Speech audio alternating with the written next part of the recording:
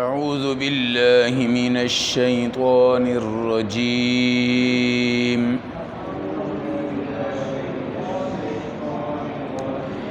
بسم اللہ الرحمن الرحیم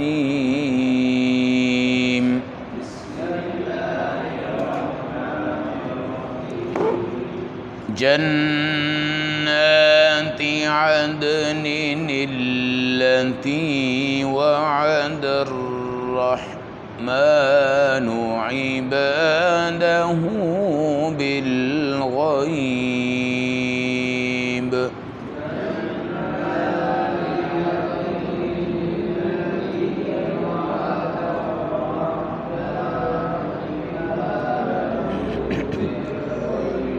إنه كان وعده مأتيا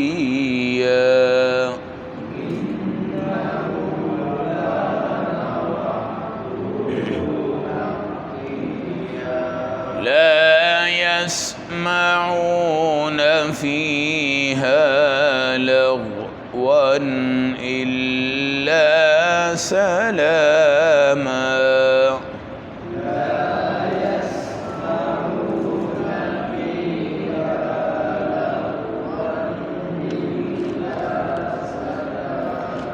وَلَهُمْ رِزْقُهُمْ فِيهَا بُكْرَةً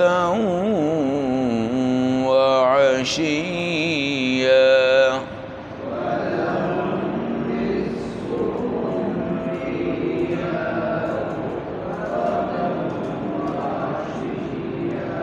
تِلْكَ الْجَنَّةُ التي نورث من عبادنا من كان تقيا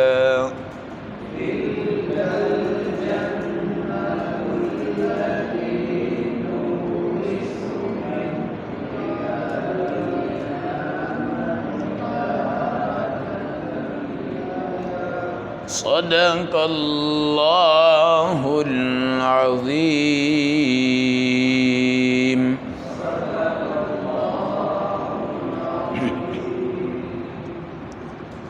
تلاوت کردہ آیات مبارکہ کا ترجمہ۔ جنات عدن، اللہ ایسے باغ دیں گے جو عدن یعنی ہمیشہ ہمیشہ رہیں گے۔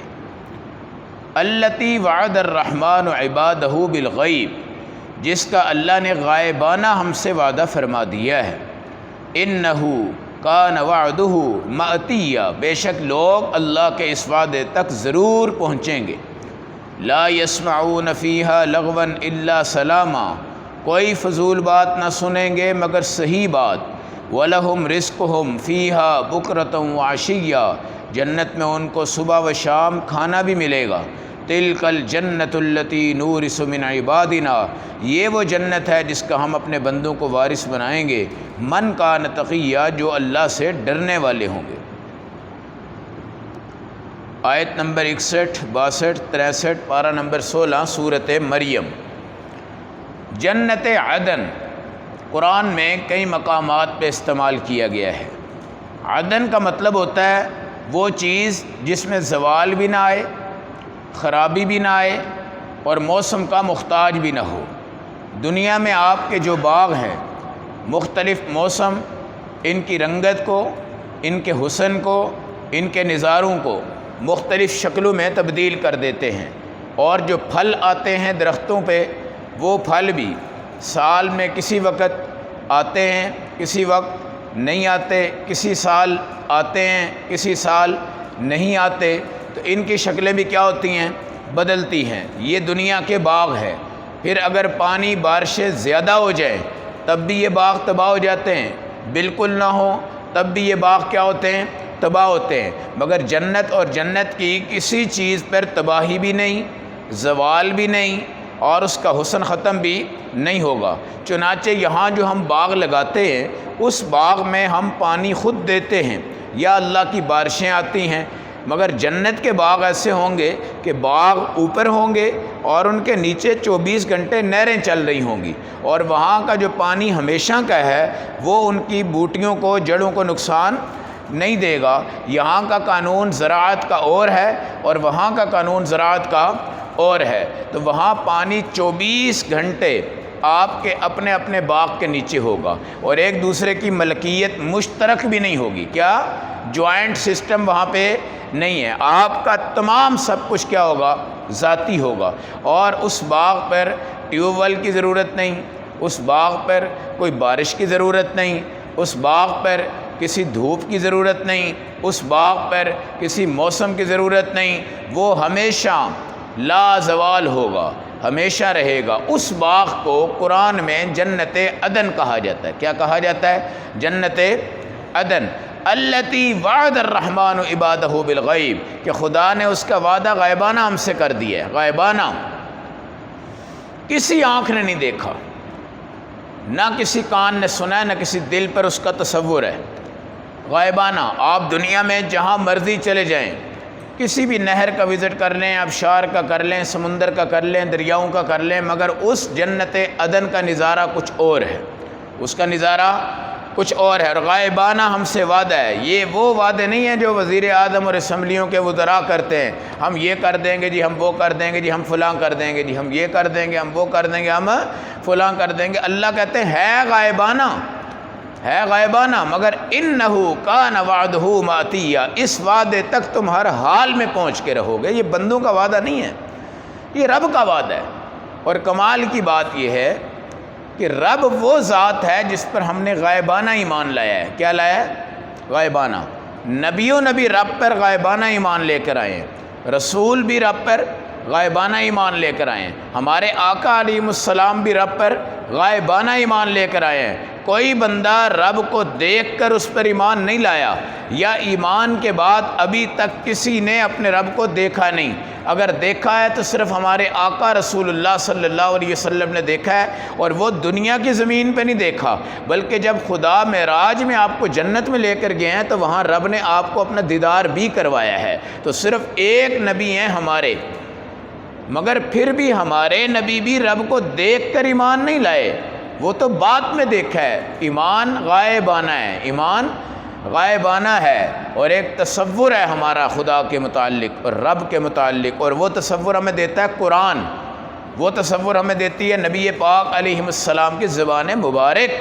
تو بھائی غائبانہ ایمان ہمارا اللہ پر بھی ہے اور اللہ کی مخلوقات پر بھی ہے، اور یہ جو وعدہ ہے جنت عدن کا ہے یہ بھی غائبانہ ہے۔ یہ بھی کیا ہے؟ لا يسمعون فیہا لغوا الا سلاما، جنت میں کوئی گفتگو ایسی نہیں ہے جو بیہودہ اور بیکار ہوگی۔ جی آپ کی گفتگو ہماری آپس میں جو ہو رہی ہے یہ قرآن کی ہے، اس کے بعد آپ گھر جائیں گے پتہ نہیں وہاں کس موڈ کی بات ہوگی، صبح آپ بازاروں میں جائیں گے وہاں پتہ نہیں کس موڈ کی بات ہوگی، آپ کسی اور جگہ پہ جائیں گے وہاں پتہ نہیں کس موڈ کی بات ہوگی۔ یہاں کوئی بات میٹھی ہو رہی ہے، کوئی بات کڑوی ہو رہی ہے، کوئی مزاج سے مل رہی ہے، کوئی مزاج سے ٹوٹ رہی ہے، کوئی آپ کو تکلیف دے رہی ہے، کوئی آپ کو خوش کر رہی ہے، کوئی آپ کی ڈپریشن بنا رہی ہے، کوئی آپ کی ٹینشن بنا رہی ہے، کوئی آپ کو خوش کر رہی ہے۔ یہ باتیں دنیا ہیں، مگر جنت میں لا يسمعون فیہا لغوا الا سلاما، بہترین پیاری بات۔ اور حدیث میں آتا ہے کہ جنت میں ایک کی بات جب دوسرا سنے گا وہ صرف خوش ہوگا۔ کیا ہوگا؟ خوش۔ غم جنت میں ہے ہی نہیں ہے، اور خوشی جہنم میں نہیں ہے، خوشی جہنم میں نہیں ہے، اور غم جنت میں نہیں ہے۔ وَلَهُمْ رِزْقُهُمْ فِيهَا بُكْرَةً وَعَشِيًّا، صبح بھی شام کو بھی رزق ملے گا۔ اب آپ سوچ رہے ہوں جی دوپہر کی روٹی کدھر گئی؟ دوپہر کی بکرتن کہتے ہیں صبح کو، عشیہ کہتے ہیں شام کو۔ ایک تو یہاں رسول پاک صلی اللہ علیہ وسلم کا کھانے کا معمول 2 وقت کا تھا۔ کتنے وقت کا؟ 2 وقت، صبح اور شام۔ قرآن کہتا ہے جنت میں بھی معمول جو ہوگا بکرتن و عشیہ، صبح اور شام۔ لیکن یہ بات یاد رکھیں یہ جنت میں ٹائمنگ کا مسئلہ کوئی نہیں ہے، ٹائمنگ کا مسئلہ جنت میں یہ بھی نہیں ہے کہ آپ کا پیٹ آفرا ہوا ہے اور آپ کہیں یار بس اب میں کچھ نہیں کھا سکتا، ایسا کوئی چکر نہیں ہے۔ جنت میں آپ 10 کلو کڑھائی کھا لینا، 10 کلو، ہیں جی، اور کھا کے آپ کو کوئی بندہ اور کہے یار 10 کلو کڑھائی اور آ گئی ہے، وہ جو 10 کلو کھائی ہے نا، ایک ڈکار سے وہ ساری غائب ہو جائے گی، اور جو اگلی 10 کلو ہے وہ بھی آپ کھا سکتے ہیں۔ اچھا، پھر جنت کے اندر نا مہمان نوازیاں بڑی ہونی ہیں، مہمان نوازیاں بڑی ہونی ہیں، اور جنت کی جو روٹی ہے اس کا اصول اور ہے اور یہاں کی روٹی کا اصول اور ہے۔ یہاں ہم بڑے مجاہدے کے ساتھ آتے ہیں اور بڑے پہلوان بن کے بیٹھتے ہیں، دڑم دڑم کھا کھا کے 1 روٹی 2 روٹی 3 روٹی 4 روٹی، پھر ہماری بس ہو جاتی ہے۔ ہماری جو آخری لقمے ہوتے ہیں وہ صحیح اگر طب نبوی پہ چلیں تو وہ تو بالکل 4 5 7 لقمے چھوڑ دینے چاہیے اور طلب سے اٹھ کے نکلنا چاہیے۔ پھر بھی اگر کوئی بندہ کھاتا رہے اس کا پیٹ ہی آفر جانا ہے۔ اب اس کے سامنے آپ سونے کے ٹکڑے کی پلیٹ میں بھی کچھ بنا کے لے آؤ نا، وہ کہے گا بس بھائی بس میری۔ تو جنت میں کام الٹا ہے، سٹارٹ سے آپ کھائیں گے آہستہ آہستہ آہستہ آہستہ، اور لذت آپ کی بڑھتی جائے گی، جو اینڈ پہ جب پیٹ فل ہوتا ہے نا اس وقت لذت اور بڑھ جائے گی۔ اور حدیث میں آتا ہے کہ آخری لقمہ جو روٹی کا بندہ کھائے گا وہ سب سے ٹیسٹی ہوگا، آخری لقمہ۔ اچھا، یہ جو صبح اور شام ہے نا، یہ مجھے اور آپ کو سمجھانے کے لیے اللہ کہہ رہے ہیں۔ اس کا مطلب یار کھاؤ بھائی، صبح کھاؤ، دوپہر کھاؤ، رات کھاؤ، شام کھاؤ، 4 بجے کھاؤ، جیسے ہم کہتے ہیں نا بھائی فری ہے، صبح کھاؤ، شام کھاؤ، دوپہر کھاؤ، رات کھاؤ، ہے صبح شام کا مطلب ہے کوئی لیمٹ نہیں ہے، جس وقت مرضی تم کھاؤ، 24 گھنٹے کھاؤ، کیونکہ وہاں پر یہ اندھیرے والا مسئلہ تو ہے نہیں ہے کہ رات آئے گی تو کوئی اندھیرا ہو جائے گا اور صبح آئے گی تو کوئی روشنی ہو جائے گی۔ جنت تو ہمیشہ روشن ہوگی، اور وہاں نیند بھی روشنی میں آنی ہے۔ یہاں پہ لائٹ جلاؤ نیند نہیں آتی، وہاں پہ لائٹ ہی جلتی رہے گی، نیند بھی آئے گی، نیند بھی آئے گی۔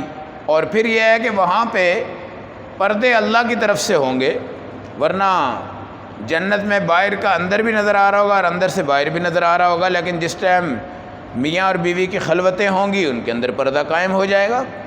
یہ ساری کی ساری چیزیں ہیں۔ تو صبح شام کا مطلب یہ ہے بھائی ہر منٹ ہر سیکنڈ آپ کو روٹی ملے گی اور رزق ملے گا۔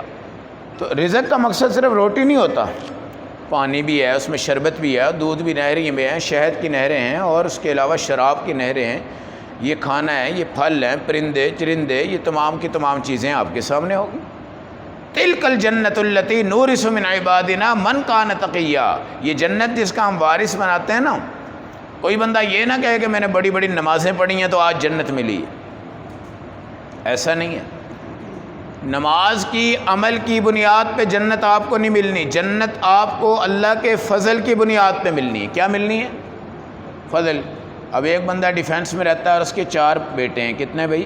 4 ہیں، 4 کنال کی کوٹھی ہے، بندہ مر گیا، اب 4 بچے جو ہیں اللہ نے ان کی تقسیم کی ہے، جی بیٹی کوئی بھی اگر کوئی نہیں ہے، چلو بھائی کنال اس کو دے دو، کنال اس کو دے دو، کنال اس کو دے دو، کنال اس کو دے دو۔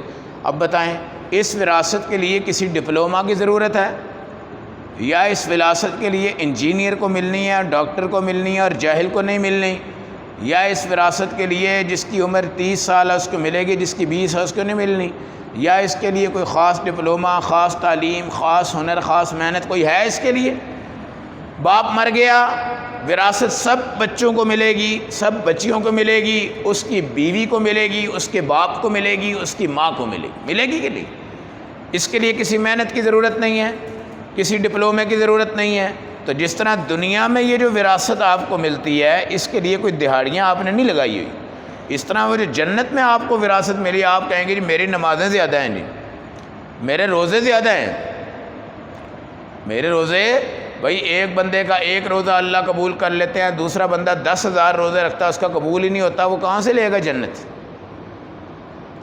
تو جنت پہ یاد رکھنا، کسی کا عمل اس کو جنت نہیں دلوائے گا بلکہ اللہ کا فضل اس کو جنت دلوائے گا۔ اچھا، اب پھر سوال آ گیا، چلو جی پھر فضل خدا مانگ دیتے ہیں، فضل خدا مانگ لیتے ہیں، پھر عمل کی کیا ضرورت ہے؟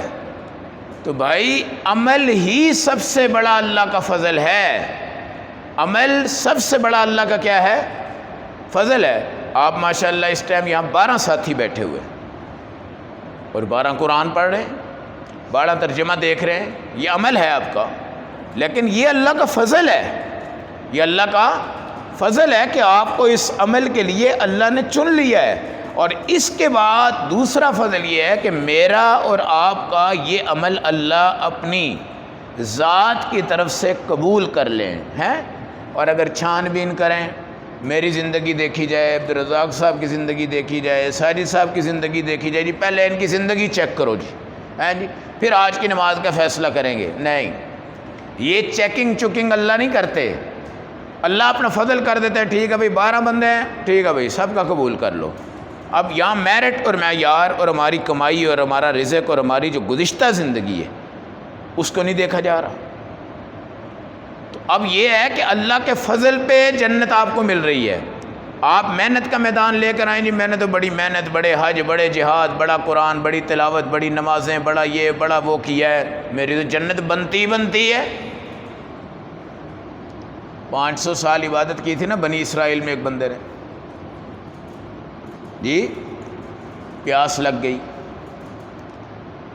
گئی، اللہ نے جب امتحان لیا گیا میرے تو 500 سال کی عبادت ہے، میں جنت میں نہ جاؤں گا تو اور کون جائے گا؟ میں تو 500 سال عبادت کرتا رہا ہوں، میری تو جنت پکی بنتی ہے بھائی، میں نے تو محنت کی ہوئی ہے، ٹھیک ہے۔ اچھا، اس کو لگی پیاس، کیا لگی؟ پیاس۔ ایک پیالہ جو پانی ہے اس کو اللہ نے دے دیا۔ اللہ نے فرمایا 500 سال کی جو عبادت ہے نا وہ تو ہو گئی پوری، ایک پیالہ پانی کا جو تجھے میں نے دے دیا ہے نا وہ کیا ہو گئی ہے؟ پوری۔ اب بتا اب جنت میں کہاں سے جائے گا؟ اب کہاں سے جائے گا؟ وہ جیسے ایک بادشاہ کو پیاس لگی نا، اس کو ایک پیالہ پانی مل گیا، آدھی حکومت کہ مجھے پیالہ پانی کا دے دیا جائے، میں آدھی حکومت دے دوں گا۔ یہ پیاس ایسی تکلیف ہے، اللہ نہ کرے یہ لگی ہو نا تو پیاس کے بغیر زندگی نہیں گزر سکتی، روٹی کے بغیر گزر جاتی ہے، کیونکہ پانی جو ہے یہ آپ کی بھوک کو بھی مٹا دیتا ہے اور آپ کو صحت اور توانائی بھی عطا کر دیتا ہے۔ اچھا، وہ جناب پانی تو اس نے پی لیا، اب اس کا پیشاب فل بن کے رک گیا، پیشاب رک گیا۔ اب جو طبیب اس کو پیشاب لانے کے لیے دے رہے ہیں، آدھی حکومت اس پہ جا رہی ہے، آدھی حکومت بھائی میری پیاس بجھ جائے، آدھی حکومت یہ ہضم ہو جائے اور پیشاب کے راستے سے پانی نکلے اور میرا سکون ہو جائے مجھے۔ تو وہ جناب جب وہ کیا تو اس کے بعد آدھا پیالہ اور پی کے تو وہ کیا، اتنی سی اس کی حیثیت ہے، اتنی سی نوعیت ہے۔ اور آج کل آپ دیکھتے ہیں نا، ایک بندہ ایک پلازہ بناتا ہے تو اوپر لکھتا ہے ھذا من فضل ربی، کیا لکھتا ہے؟ من فضل ربی۔ اور دکان لکھتا ہے ھذا من فضل ربی۔ کوئی شو روم بناتا ہے تو لکھتا ہے ھذا من فضل ربی، ہیں جی۔ کوئی اور اس کو مقدمہ میں فتح ہوتی ہے تو کیا کہتا ہے ھذا من فضلی۔ میرے بھائی آپ اس کو فضل سمجھتے ہیں، یہ پلازے اور دکانیں آپ کو مل گئی ہیں، یہ فضل ہے؟ یہ فضل ہے تو پھر تو یہ جناب وہ گوروں پہ زیادہ ہے۔ کس پہ؟ گوروں پہ زیادہ ہے نا، ان کے پلازے، ان کی بلڈنگیں ہیں، ان کی دکانیں، ان کا تو سب کچھ زیادہ ہے۔ تو پھر تو یہ ہوا کہ یہ فضل وہی ہے، پھر یہ فضل بھائی فضل یہ ہے کہ میرا یہ عمل اللہ قبول کر لے تو میں اب کہوں ھذا من فضل ربی، یہ میرے اللہ کا کیا ہے بھائی؟ تو جنت فضل پہ ملے گی۔ اور عمل کیوں نہیں چھوڑ سکتے؟ کہ عمل کا ملنا یہ فضل کی نشانی ہے کہ تمہارا رب تم پہ فضل کر لے گا۔ عمل کا مل جانا یہ اس بات کی نشانی ہے کہ تمہارا اللہ تم پہ فضل فرما دے گا، کیونکہ یہ عمل کے لیے بلانا بھی فضل، اس کو قبول کرنا بھی فضل، پھر اس کو لے کے جنت میں تمہارا نامہ اعمال دائیں ہاتھ میں دے دینا یہ بھی فضل، اور جنت میں تمہیں داخل کر دینا یہ بھی فضل۔ تو فضل کی پہلی سیڑھی آپ کو عمل کے لیے خدا بلا لیں، ٹھیک ہے، اور آخری سیڑھی کہ آپ کو جنت میں داخل کر دیں۔ اب جن کو یہاں ہی اللہ نے نہیں بلایا تو ان کے اوپر کوئی فضل نہیں ہونا، فضل نہیں ہونا۔ اس لیے قرآن کہتا ہے یہ جنت ہم آپ کو وراثت میں دے رہے ہیں، تمہاری صرف نمازوں کی بنیاد پہ نہیں ہے، ہماری طرف سے آپ کو مل رہی ہے، اور یہ بندے کو ملے گی جو اللہ سے ڈرے گا، اور اللہ سے وہی ڈرے گا جس پر اللہ بعد میں اپنا فضل فرما دیں گے۔ اللہ ہمیں عمل و سمجھ کی توفیق عطا فرمائے۔